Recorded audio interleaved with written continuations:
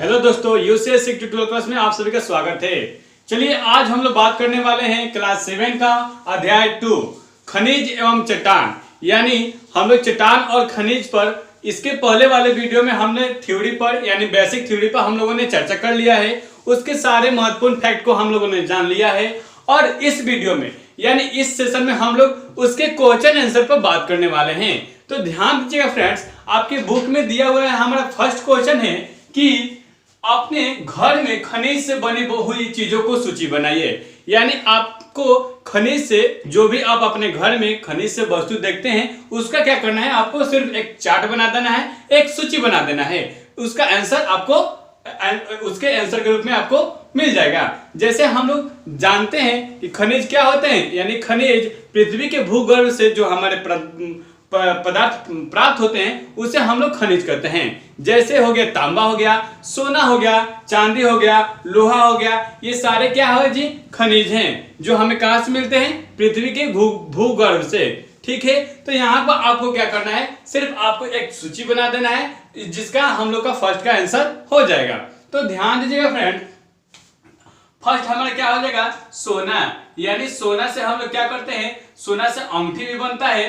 अंगूठी, इसको अंगूठी भी लिख सकते हैं, या आभूषण बनाने में, यानी आभूषण बनाने में भी क्या करते हैं, हम सोना का उपयोग कर लेते हैं। ठीक है, दूसरा ले लेते हैं चांदी, दूसरा ले लेते हैं बाबू चांदी हो गया, लोहा हो गया, तांबा हो गया, तांबा हो गया, यहां पर पीतल हो गया, पीतल हो गया, यहां पर क्या कर लेंगे, कांसा हो गया, यहां पर स्टील हो गया, यहां लोहा हो गया, आयरन हो गया। ये सारे के सारे क्या है जी, ये हमारे खनिज तत्व हैं जो हमें कहां से मिलते हैं, भूगर्भ से मिलते हैं। तो इसका आंसर देने के लिए क्या कीजिएगा कि अपने घर में खनिज से बनी हुई चीजों को सूची बनाइए। तो आप यहाँ पर हम लोग क्या करेंगे, एक सूची के माध्यम से उसका आंसर के रूप में दिखा देंगे। तो इस तरह हमारा क्वेश्चन नंबर फर्स्ट हो चुका है। अब हम लोग बात करेंगे अपने क्वेश्चन नंबर सेकंड पर। तो इसमें दिया हुआ है कि छत की ढलाई में कौन सा पत्थर इस्तेमाल होता है। यानी जो हमारा छत होता है, जो मकान का छत होता है जिसे हम लोग सेलिंग बोलते हैं, उसमें कौन सा पत्थर का यूज होता है उसको आपको बतलाना है। ठीक है, तो हमारा क्या हो जाएगा, क्वेश्चन नंबर 2 का आप बिल्कुल आंसर हम आंसर के रूप में हम बोलेंगे, आप अपने नोटबुक में क्या कीजिएगा, नोट कीजिएगा। तो इसका आंसर लिखिएगा कि छत की ढलाई के लिए पहाड़ों से काटकर निकाले गए पत्थर के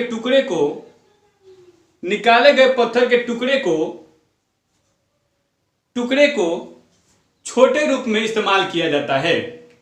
यानी छत की ढलाई के लिए जो पत्थर होता है, जो विशाल सा चट्टान होता है, उसको काटकर हम लोग क्या करते हैं, छोटे रूप में लाते हैं। यानी छोटे रूप में होता है, उसके बाद से वो ट्रक या ट्रैक्टर के माध्यम से आपके मार्केट में आता है और उसके बाद से आप मार्केट से क्या करते हैं, उस पत्थर को कीनते हैं। तो इसका आंसर हम लोग आंसर के रूप में क्या लिख रहे थे कि छत की ढलाई के लिए पहाड़ों से काटकर निकाले गए पत्थर के टुकड़ों को इस्तेमाल में होता है।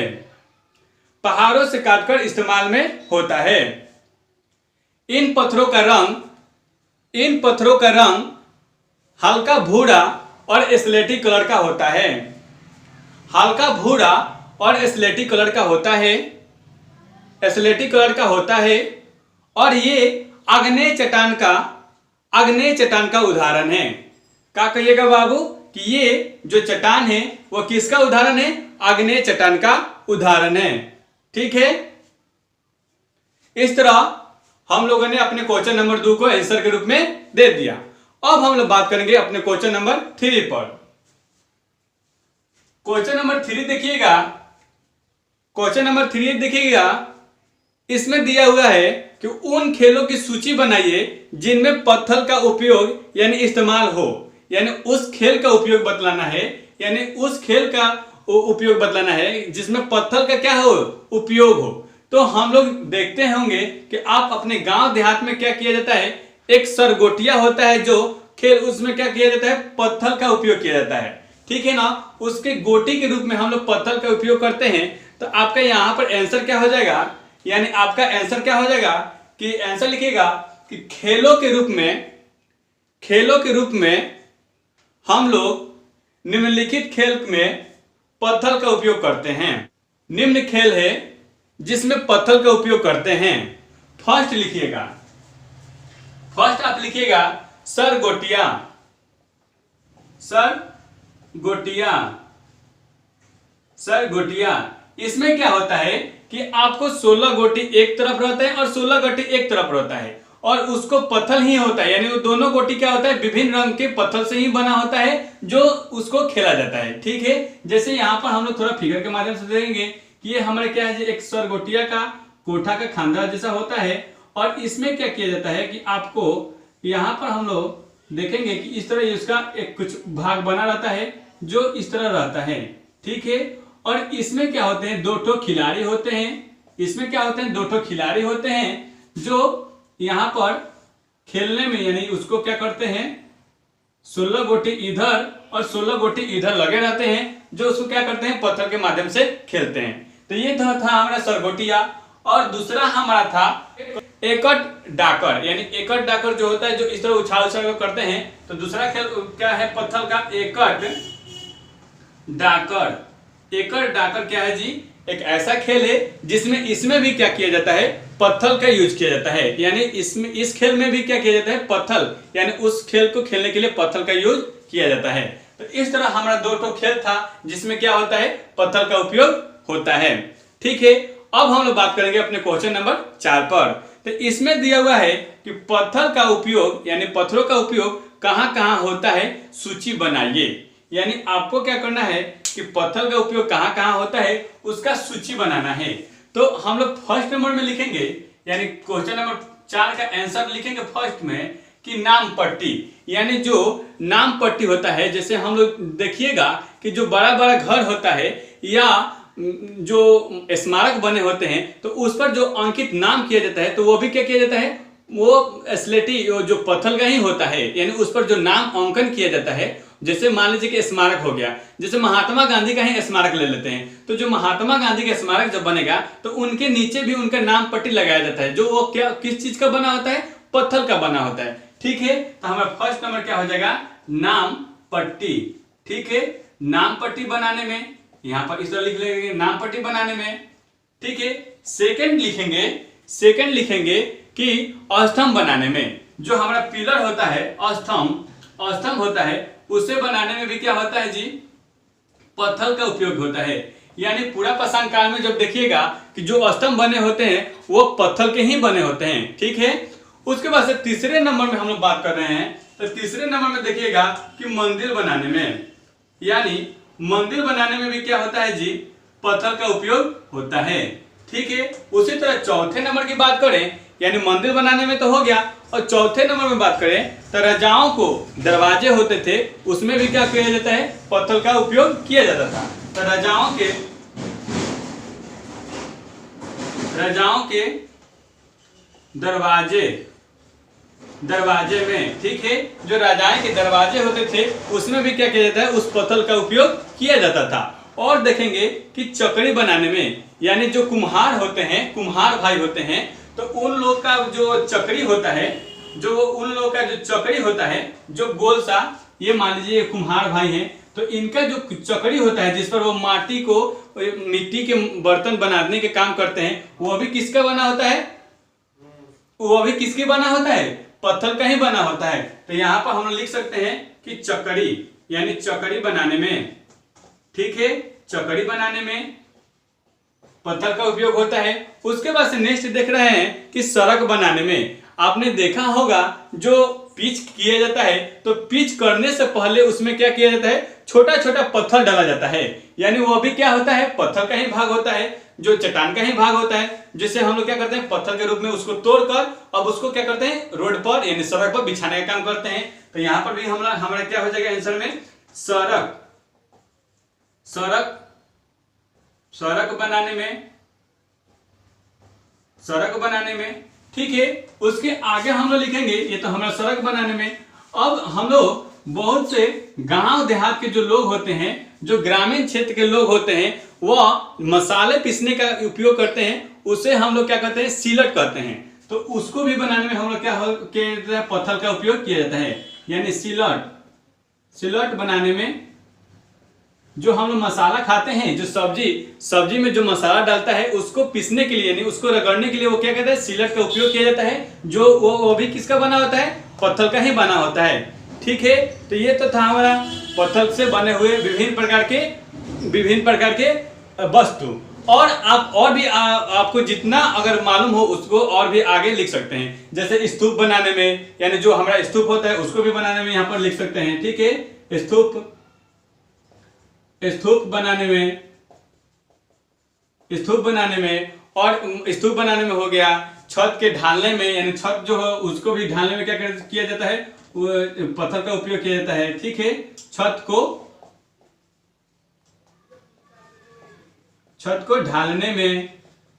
इस तरह आप जितना अपने जीवन में देखते होंगे कि पत्थर का उपयोग कहाँ कहाँ होता है उसको आप लिख सकते हैं। हाँ, एक और बात, जो पुराने जमाने के लोग थे, जो मान लीजिए 30 साल 20 साल पहले के लोग थे, तो उनको जो गेहूं होता था वो पीसने के लिए वो जांत का उपयोग करते थे। वो भी किसका बना होता था, पत्थर का ही बना होता था। ठीक है, तो यहाँ पर हम लोग 9 नंबर में लिख लेंगे जांत के वस्तु बनाने में। ठीक है, जो वो किसका बना होता था, पत्थर का ही बना होता था। ठीक है, उसके बाद से मूर्ति बनाने में, जो चीनी मिट्टी का मूर्ति होता है उसका वो भी क्या होता है, पत्थर का ही होता है। तो यहां पर हम लोग लिख सकते हैं कि मूर्ति बनाने में। तो ये था हमारा सब जो पत्थर का उपयोग कहां कहां होता है और उसको हम लोग किस किस रूप में करते हैं। यहां पर हम लोगों ने कुछ ऐसे वस्तु को नाम लिखा जो हमारे क्या आते हैं, उपयोग में आते हैं, और हम लोग उसको अपने उपयोग में लाने के लिए क्या करते हैं, उसको पत्थर से बनाया जाता है। तो ये तो था हमारा कुछ पत्थर से बनने वाले वस्तु, जो हम लोगों ने इस तरह सूची के माध्यम से उसको लिख दिया। अब हम लोग बात करेंगे अपने क्वेश्चन नंबर 5 पर नेक्स्ट स्लाइड में। अब बात कर लेंगे अपने क्वेश्चन नंबर 5 पर। तो इसमें दिया हुआ है कि पता करके लिखिए कि निम्न भवन किन किन पत्थरों से बने हैं। उत्तर लिखना है आपको। यानी इसमें क्या करना है, जो यहाँ पर भवन दिए गए हैं यानी भवन के नाम दिए गए हैं, ये किस किस पत्थर से बने हैं, आपको उसके सामने नाम क्या करना है, उसको लिख देना है।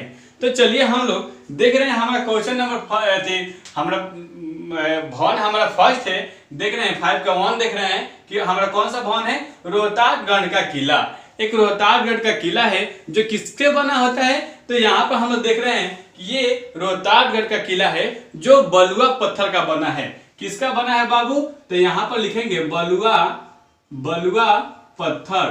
ठीक है, ये किसका बना है जी, बलुआ पत्थर। उसके बाद से हम लोग नेक्स्ट की बात करते हैं। तो दिया हुआ है कि लाल किला, जो कि कहाँ स्थित है, लाल किला दिल्ली में स्थित है। जो हमारे ये क्या है जी, ये सभी के सभी हमारे क्या हैं, हमारे देश के धरोहर हैं। ये क्या है जी, हमारे प्रसिद्ध स्थल हैं। तो ये लाल किला आप जानते हैं कि कहाँ स्थित है, दिल्ली में स्थित है। ठीक है, तो इसको यानी लाल किला को अंग्रेजों ने बनाया था, लेकिन हम लोग यहाँ पर उस ज्यादा डीप में नहीं जाएंगे। हमें सिर्फ बताना है कि ये भवन जो है वो किसका बना है। ठीक है, तो ये जो लाल किला है तो ये लाल बलुआ पत्थर का बना है। किसका बना है बाबू, लाल बलुआ पत्थर का बना है। तो लाल, ये तो नाम से ही स्पष्ट है, तो यहाँ पर लिख सकते हैं कि लाल बलुआ पत्थर। ठीक है, ये तो नाम से ही स्पष्ट है कि लाल बलुआ पत्थर किससे बना है, तो लाल किला किससे बना है, तो लाल बलुआ पत्थर से आप कह सकते हैं। ओके, कोई दिक्कत नहीं होनी चाहिए। अब चलिए नीचे चलते हैं। तो दिया हुआ है पत्थर की मस्जिद जो कि कहाँ स्थित है, पटना में स्थित है। तो ये पत्थर का मस्जिद जो है ये किसका बना हुआ है, तो पत्थर की मस्जिद को देख रहे हैं तो ये भी क्या है, बलुआ पत्थर का बना है। किसका बना है बाबू, तो इसका हम लोग आंसर लिखेंगे बलुआ पत्थर। ठीक है, ये किसका बना है, बलुआ पत्थर का बना है, जो कि कहाँ स्थित है, ये कहाँ स्थित है, पटना में स्थित है। जो हमारा पत्थर की मस्जिद जो पटना में स्थित है वो किसका बना है, किस पत्थर का बना है, तो बलुआ पत्थर का बना है। इसको नोट कर लीजिएगा। उसके बाद से हम लोग आगे देख रहे हैं कि दिया हुआ विष्णु पद मंदिर जो कि कहाँ स्थित है, गया में स्थित है। एक विष्णु पद मंदिर है जो गया में स्थित है। इसका निर्माण यानी इस मंदिर का निर्माण कहाँ किस पत्थर से हुआ है, तो लिखिएगा काला बलुआ पत्थर, काला बलुआ पत्थर, ठीक है, काला बलुआ पत्थर, इस थोड़ा सा अच्छा से लिख देते हैं, काला बलुआ पत्थर। उसके बाद से देख रहे हैं कि आगरा का किला। आगरा का किला किससे बना है बाबू? आगरा का किला ये भी किससे बना है? तो लाल बलुआ पत्थर से बना है। किससे बना है बाबू? तो लाल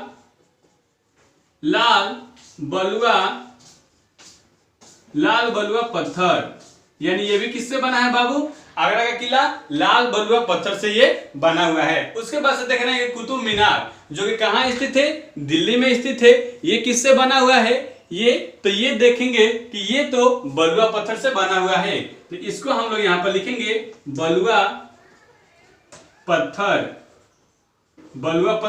जो कि ये कुतुब मीनार किसका बना है, यानी किस पत्थर का बना है? तो बलुआ पत्थर। उसके बाद से देख रहे हैं कि विशाल बुद्ध मूर्ति, जो कि गया में स्थित है। ये विशाल बुद्ध मूर्ति जो कि गया में स्थित है, ये किसके बना है, यानी यह किस पत्थर से बना हुआ है? तो यहां पर आपका आंसर हो जाएगा काला बलुआ पत्थर, ठीक है। तो इस तरह हम लोगों ने कुछ भवन दिए थे और उसको आपको सिर्फ बताना था कि ये किस पत्थर के बने हैं और ये इनका क्या रंग है, इसको आपको बताना था। तो हम लोगों ने आसानी से इसको हम लोगों ने अपने आंसर के रूप में यहाँ पर लिख दिया।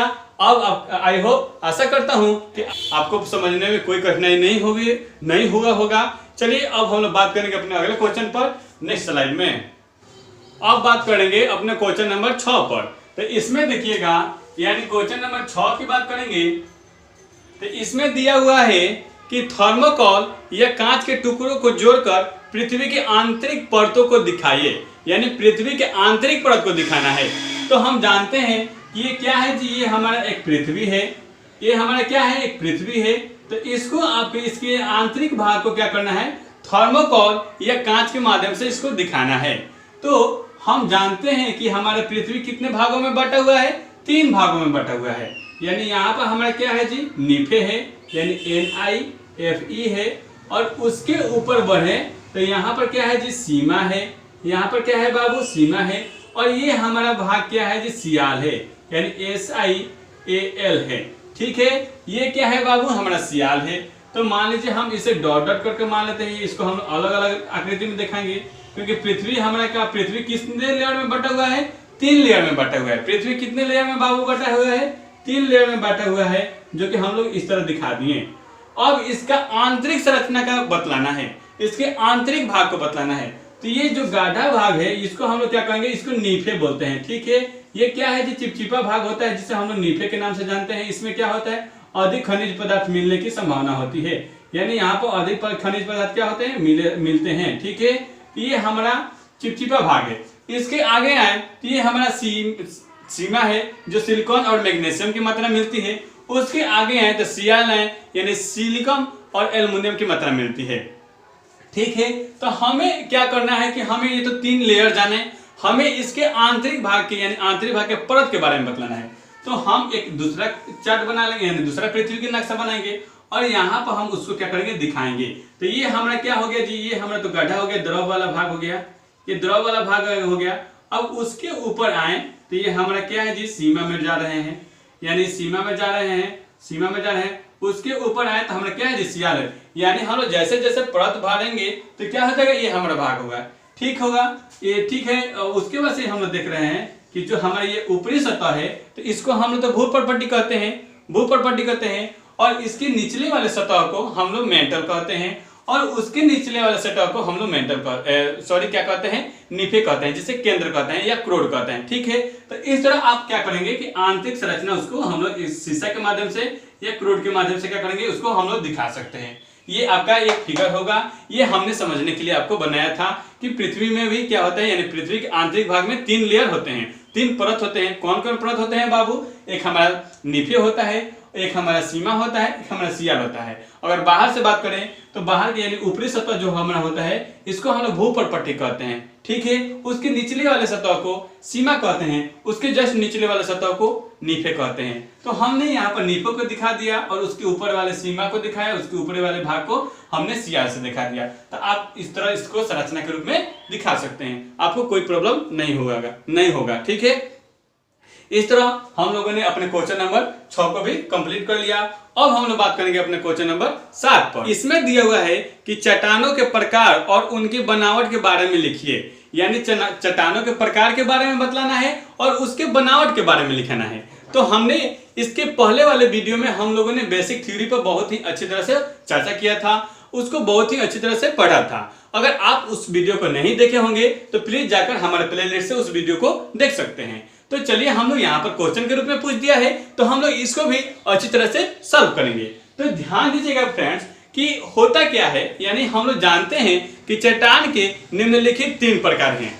कौन कौन है बाबू? चट्टान के निम्नलिखित 3 प्रकार हैं। कौन कौन है? एक हमारा है आग्नेय चट्टान, एक हमारा है आग्नेय चट्टान। दूसरी की बात करें अवसादी चट्टान, और तीसरे नंबर की बात करें तो रूपांतरित चट्टान।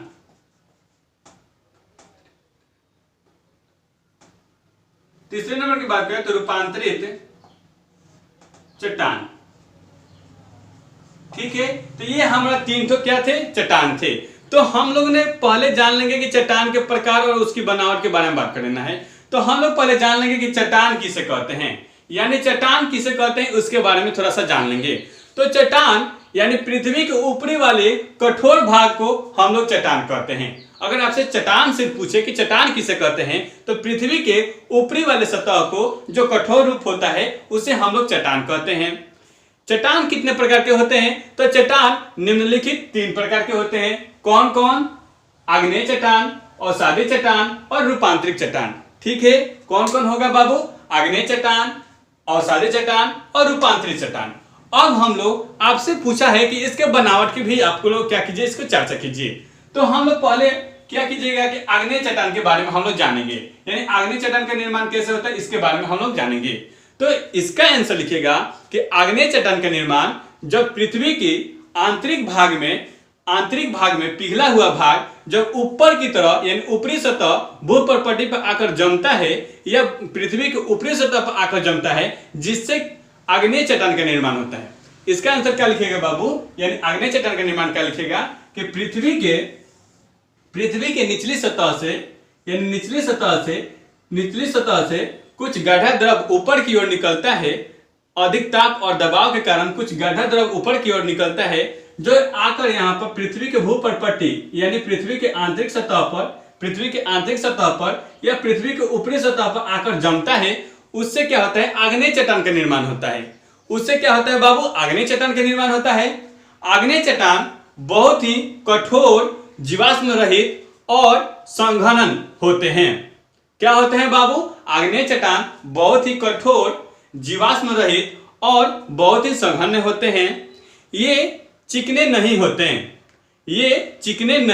हैं। पृथ्वी के ऊपरी वाले आग्नेय चट्टान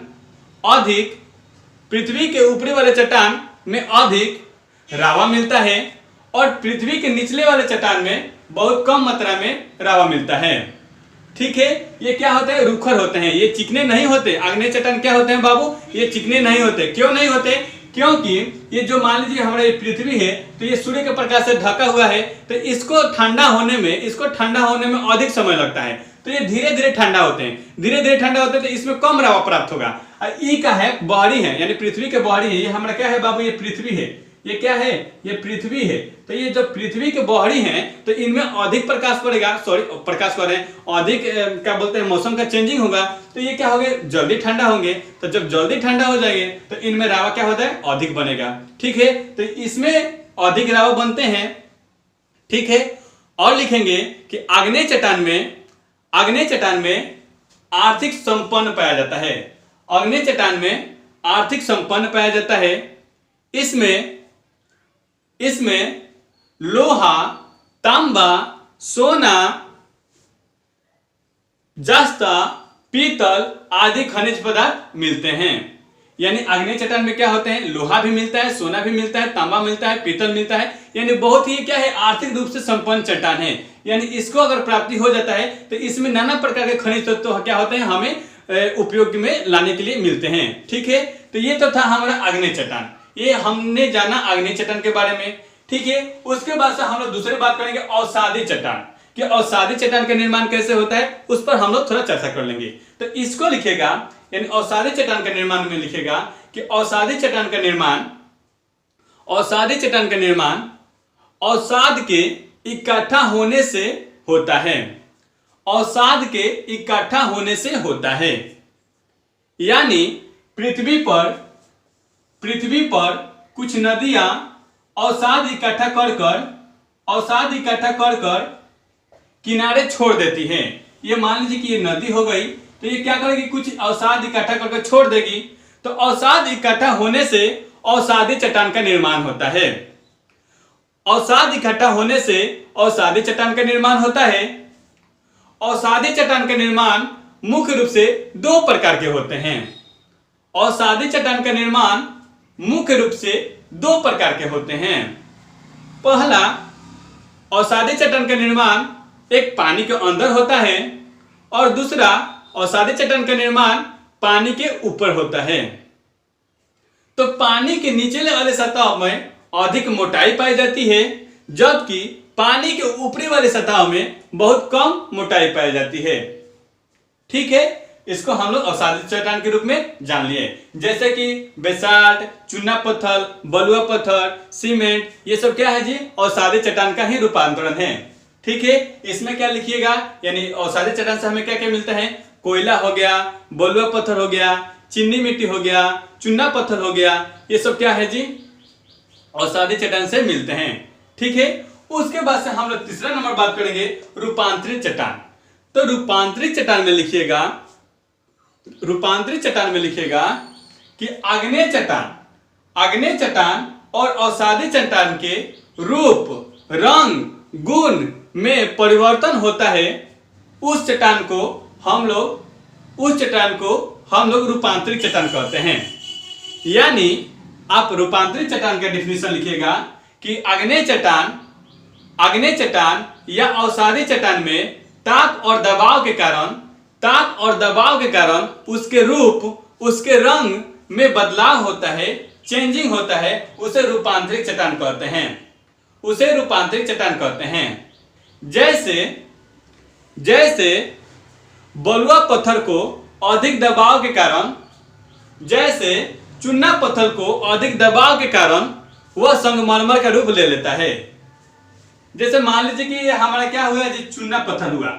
ये क्या हुआ बाबू,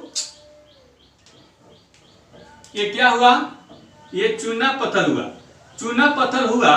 तो इस पर जब क्या होगा कि अधिक जब दबाव पड़ेगा, तो ये अधिक दबाव के कारण ये चूना पत्थर किस रूप में चेंज हो जाएगा, संगमरमर के रूप में चेंज हो जाएगा। संगमरमर के रूप में चेंज हो जाएगा। तो ये किसका रूप ले लिया, यानी रूपांतरित चट्टान का रूप ले लिया। ये पहले चूना पत्थर किसमें था, अवसादी चट्टान का भाग है। और चूना पत्थर किसका भाग है बाबू, अवसादी चट्टान का भाग है। लेकिन इसमें अधिक दबाव पड़ा, अधिक दबाव के कारण ये किस रूप ले लिया, संगमरमर का रूप ले लिया, जो रूपांतरित हो गया, यानी अपना रूप क्या कर लिया, चेंज कर लिया। तो इसे हम लोग इस चट्टान को हम लोग कौन सा चट्टान बोलेंगे, रूपांतरित चट्टान बोलेंगे। ठीक है, तो इस तरह हम लोगों ने अपने क्वेश्चन नंबर 7 को भी कंप्लीट किया, यानी उसमें चट्टान के बारे में पूछा था, और चट्टान के प्रकार के बारे में पूछा था, और चट्टान के बनावट के बारे में पूछा था। तो जो हम लोगों ने बिल्कुल अपने आसानी भाषा में उसको हम लोगों ने सॉल्व किया। अब हम लोग बात करेंगे अपने अगले क्वेश्चन नंबर 8। इसमें दिया हुआ है कि इन्हें उपयुक्त स्थानों में बैठाइए, यानी क्वेश्चन नंबर 8 की बात करेंगे। तो इसमें क्या करेंगे, उपयुक्त स्थान के पर क्या करना है, इसको बैठाना है, यानी इसको सही से क्या करना है, मिलान करना है। तो हमारा फर्स्ट दिया हुआ है सेंधा नमक। क्या दिया है बाबू, सेंधा नमक दिया है। और सेकंड की बात करें, सेकंड के दिया हुआ है ग्रेनाइट।